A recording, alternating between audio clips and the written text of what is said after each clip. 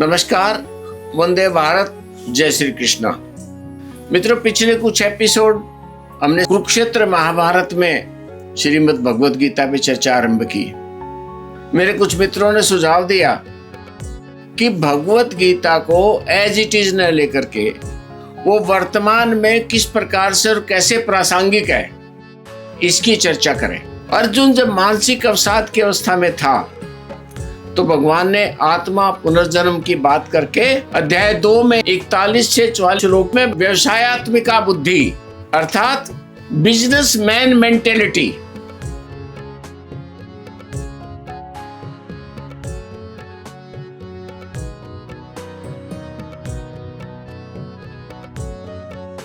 यानी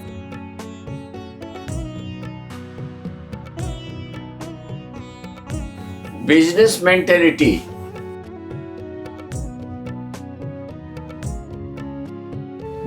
मेंटेलिटी, व्यापार।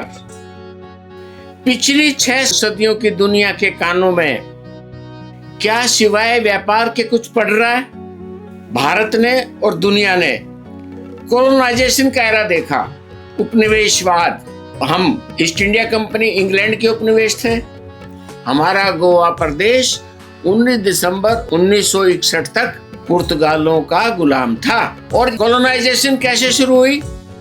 व्यापार करने के लिए निकले इंग्लैंड के व्यापारी और दूसरे यूरोप के व्यापारी, फ्रांस के व्यापारी, पुर्तगाल के व्यापारी, जर्मनी के व्यापारी, और व्यापार करते करते दुनिया भर के देशों को अपना गुलाम बना लिया। इंग्लैंड की सत्ता में तो सूर्य नहीं छिपता था। और 1950 के आसपास इंग्लैंड के साम्राज्य का उपनिवेशवाद का अंत हुआ तो एक नया उपनिवेशवाद चालू हो गया, अमेरिकी आर्थिक साम्राज्यवाद। ये जो व्यवसायत्मिक बुद्धि है, बिजनेस मेंटेलिटी है, इसके दुष्प्रभाव दिखाई देने लगे हैं।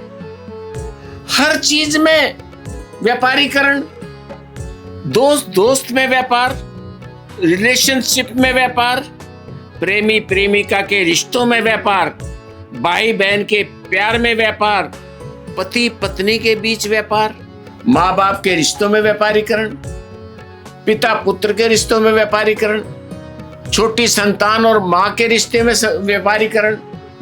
ऐसा लगता है मानो व्यापार के बिना इस दुनिया में कुछ है ही नहीं। हर जगह अगर आदमी नफे और नुकसान का हिसाब लगाएगा तो जीवन कैसे आगे बढ़ेगा?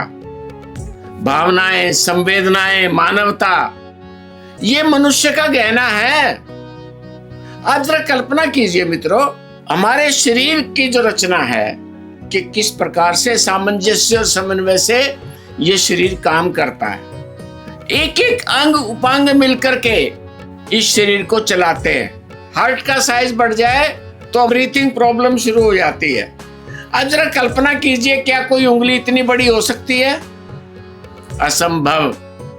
ये 5 उंगली इतनी छोटी बड़ी नहीं है कि मुट्ठी बंद ना हो सके। इसी प्रकार से मनुष्य का विचार 24 घंटे आदमी खाते पीते, उठते बैठते, नहाते धोते, कपड़े पहनते हुए, स्कूल जाते हुए, कॉलेज जाते हुए, काम पर जाते हुए केवल व्यापार की बात सोचेगा। हर चीज में नफे नुकसान का हिसाब लगाएगा, हर चीज में लाभ हानि देखेगा। क्या ये संभव है?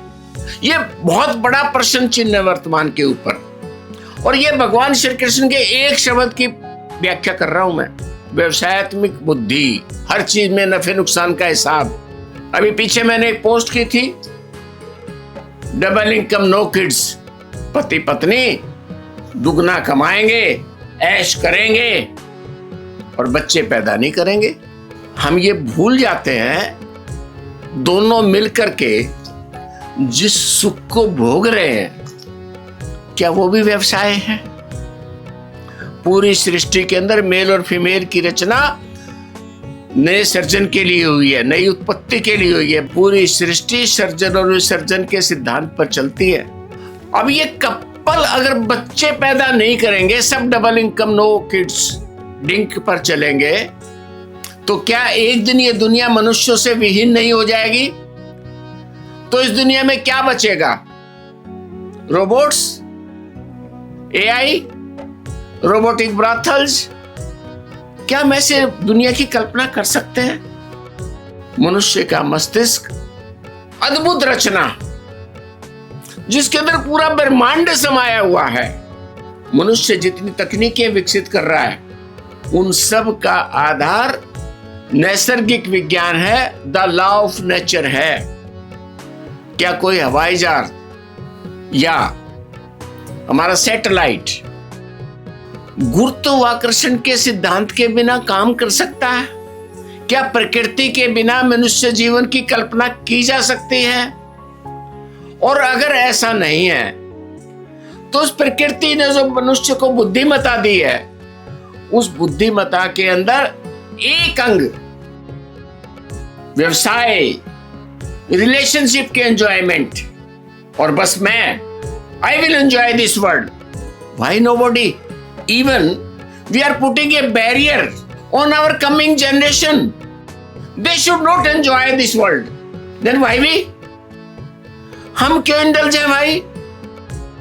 इतने स्वार्थी हो गए हम, हर चीज में व्यापार देखेंगे। आज जब हम माता पिता के साथ व्यापार करते हैं तो हम ये भूल जाते हैं कि 3 किलो का बच्चा बनकर के मैं शिशु, और मेरे माता पिता ने अपने मुंह का निवाला निकाल करके 3 किलो के बालक से मुझे 25 साल का युवा बनाया। और आज 25 साल का युवा बनने के बाद मैं अपने माता पिता के साथ व्यापार करूंगा, बिजनेसमैन मेंटेलिटी से व्यवहार करूंगा कि अब मेरे माता पिता उपयोग के नहीं रहे तो उनको उठा करके समुद्र में फेंक दो। ये जो सोच है, जो विचार, जो हमारे वर्तमान को खाए जा रही है, बिजनेसमैन मेंटेलिटी, व्यवसायत्मक बुद्धि, ये एक शब्द नहीं है मित्रों। इस एक शब्द ने पूरी दुनिया को हिला करके रखा हुआ है, पूरी दुनिया को अपना गुलाम बना रखा है। और वो गुलामी आज हमारे ड्राइंग रूम में है, जिसकी 3 पीढ़ियां, मैं, मेरा बेटा 50 साल 45 साल का, उसके बच्चे 17-18 साल के, ये 3 पीढ़ियां इकट्ठी नहीं बैठ सकती। तीनों को प्राइवेसी चाहिए। 15-16 साल का युवक प्राइवेसी चाहता है, और उस प्राइवेसी में क्या देख रहा है वो आप समझ सकते हैं। ये मेंटेलिटी, ये 2400 घंटे डिजिटल व्यापार, और व्यवसाय कौन कर रहा है इनके पीछे? धन्ना सेठ व्यापारी, उनके खजाने भर रहे हैं, आंख मूंद कर हम इनका इस्तेमाल कर रहे हैं। आप कल्पना कीजिए हमारी बुद्धि कहां जाएगी? क्या वो डिप्रेशन, वो मेंटेलिटी, वो एंजाइटी, वो नींद का उड़ना, वो डायबिटीज जैसी बीमारियों का परमानेंट दवाई खाना, ये सारी चीजें कहां ऐड कर रही हैं? Management therapy of medical science. एक दवाई का विकास होता है तो उसके ऊपर 20 साल का पेटेंट होता है, और 20 साल के पेटेंट के टाइम में जम करके मनुष्य समाज लुटता है। आज की तारीख में जितने रिसर्च हो रही है, जितने अनुसंधान हो रहे हैं, उन सब का आधार क्या? बिजनेस, व्यापार, और व्यापार के अलावा कुछ नहीं। आपकी तकनीकें बन रही हैं, तकनीकों में जितनी सुविधा हो रही है, क्या उनसे ज्यादा मनुष्य को नुकसान नहीं हो रहा? जितने रोबोट काम कर रहे हैं, जितनी मशीनें काम कर रही हैं, जितनी एआई काम कर रही है, क्या उससे हम मनुष्यों के, आड़मास से बने मनुष्यों के हाथ खाली नहीं हो रहे? बहुत अच्छी बात है ऑनलाइन ट्रांजैक्शंस, बहुत अच्छी लगती है डिजिटल दुनिया, बहुत अच्छी लगती है एआई जैसी तकनीकें, लेकिन इन तकनीकों के साथ में जो गंदगी आ रही है, CSAM, child sexual exploitation and abuse material, हमारे संतानों का बचपन खराब कर रहा है। हमारी अपनी माओं को देखिए, 2-2 साल के बच्चों को, 3-3 साल के बच्चों को, 1-1, 1.5 साल के बच्चों में हाथ में मोबाइल थमा रही हैं। उन बच्चों की मेंटेलिटी खराब हो रही है, मानसिक परेशानी में है दुनिया। मनोविज्ञान क्या कहता है? मां के गर्भ के अंदर मस्तिष्क का विकास होना शुरू होता है। हमारा सेरिब्रल सिस्टम, बुद्धिमत्ता, 70 से 80-90% बुद्धिमत्ता 8 साल की आयु तक विकसित हो जाती है। ये भगवत गीता का एक शब्द का विश्लेषण है, आपके सामने रखा मैंने।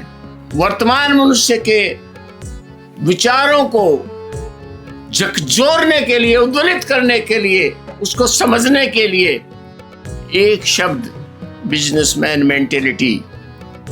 अगर मित्रों हम हर चीज में व्यापार देखेंगे तो ना कभी शांति मिलेगी, ना संतुष्टि मिलेगी, ना चैन की नींद मिलेगी।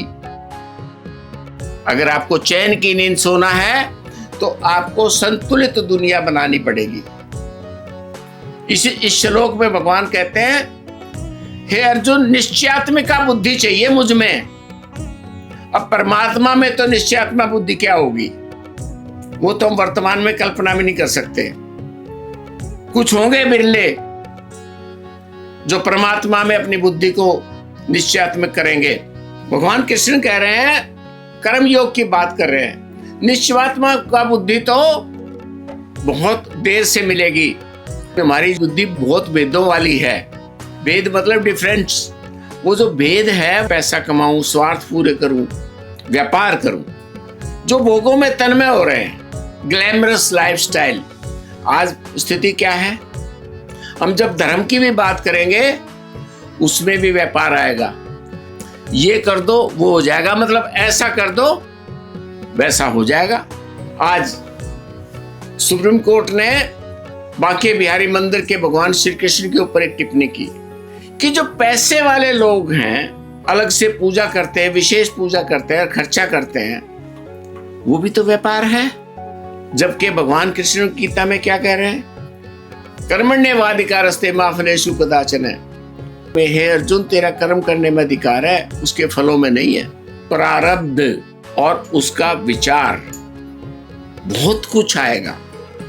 इसलिए कर्म न करने में भी आसक्ति नहीं चाहिए कि मैं कोई कर्म करूंगा ही नहीं।